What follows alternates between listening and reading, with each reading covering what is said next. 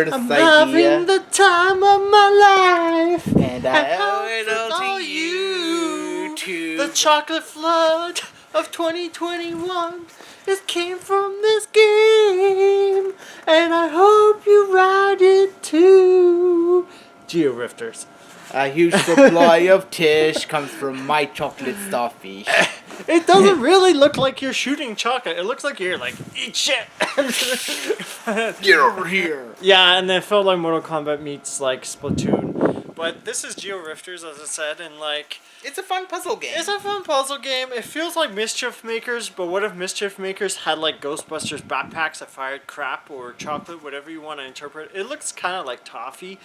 It reminds me of like, what if Candyland got its own puzzle game? That's what it feels like. What if Splatoon was a puzzler? Okay, so... It's good looking, but like, it's funny, the banners, they make it look like it's like this highly rendered game, and then when you're in game, like the camera's so far away from your characters, like, that's it like... still looks good, but it's like... It's kind of like Mighty Number 9 in that regard. Yeah, it's kind of like Mighty Number 9. What if Mighty Number 9 was a puzzle game? Or what if Mega Man turned into a puzzle? Yeah. So allow me to lay the premise. So basically, you are finding out that there are these rifts going on, and new things are coming out of the woodwork. Buttflies. Yeah, buttflies from like the plane of stinkiness. I'm not making this up. This sounds like nonsense, Nick. Nick, are you sure I shouldn't have given you that sugar, Nick? Yeah. I gave him... I'm not making this shit up. But anyways. It's coming from the stinkiness. The main gameplay loop here is that you have to collect these crystals to advance in the level. However, these crystals are barricaded away by blocks. You have to push or pull the blocks to grab those crystals.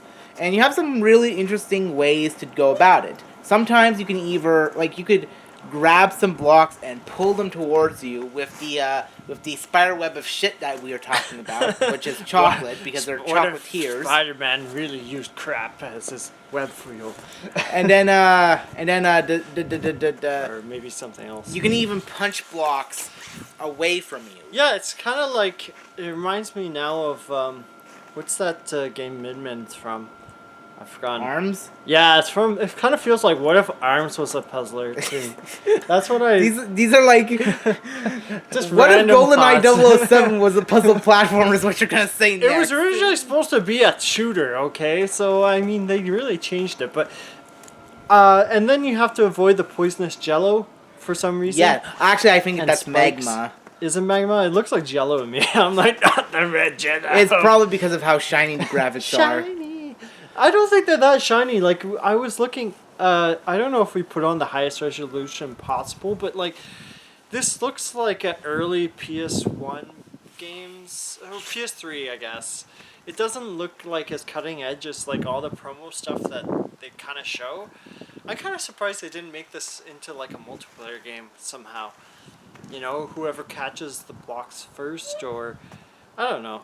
But it's cool. I think it's like $23, $25 Canadian. So it's a little bit... I didn't buy it for a while because I'm like, when is this going to go on sale? And I think finally it got like $5 off. I'm like, whatever at this point. Yeah. I think if it's recently released, that's probably why, but... I think it's like 2 years old. I don't remember, but... Again, recently released. I love the fact that like they've implemented new costumes that you can unlock as you play through the game. So that's neat. It seems... It's one of those games that seems cool, but like you'd have to be an avid puzzler, I think. Like, for me... I love the concept better than the actual execution, and while I enjoyed playing it, I don't feel like super compelled to play it. I think I would play it when I was bored. Yeah, I'd give it probably like a 6.5. I was hoping to give it higher, but like the actual gameplay, it's not like bad puzzler. I don't know. It had a nice amount of challenge to it. I like the humor too. Oh yeah, the humor is also good. Like this was good writing. I give this an 8. It's like it has that right amount of challenge to it. It doesn't feel too intimidating. Yeah, that I have to give it that. Like it's I just don't find it super exciting. I don't know. Yeah, it's definitely like it's definitely a game that Either the aesthetic sells it to you or it doesn't. Yeah, or you go back to board games, specifically Candyland. Beer and board games. B&B. Let's go play some B&B. Let's go Georift somewhere. Keep on Georifters.